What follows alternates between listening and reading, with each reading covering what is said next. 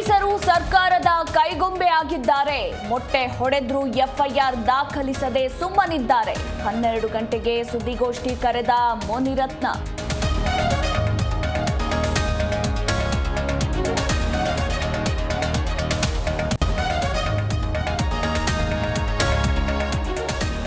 ಬೆಳಗಾವಿಯಲ್ಲಿ ಇಂದಿನಿಂದ ಕಾಂಗ್ರೆಸ್ ಸಮಾವೇಶ. ಕುಂದಾನಗರಿಗೆ ಕೈ ಘಟಾನುಘಟಿ ನಾಯಕರ ಎಂಟ್ರಿ. ನಾಳೆ ಅದ್ದೂರಿ ಶತಮಾನೋತ್ಸವ.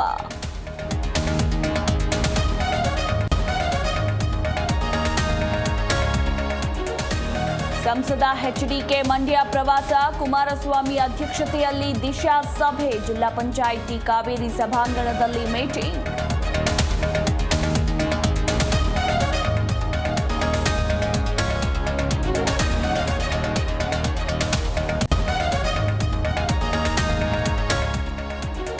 ಆನೇಕಲ್ನಲ್ಲಿ ರೌಡಿ ಶೀಟರ್ಗೆ ಗುಂಡು. ಗ್ಯಾಂಗ್ವಾರ್ ಪ್ರಕರಣದ ಸುನಿಲ್ ಕಾಲು ಪಂಚರ್. ಸುನಿಲ್ ಅಲಿಯಾಸ್ ಹಾವೇರಿಗೆ ಆಸ್ಪತ್ರೆಯಲ್ಲಿ ಚಿಕಿತ್ಸೆ.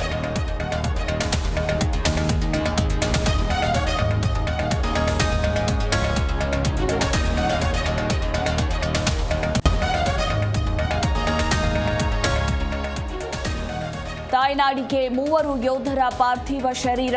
ಮಂಗಳೂರು ವಿಮಾನ ನಿಲ್ದಾಣದಿಂದ ಊರಿನತ್ತ ರವಾನೆ.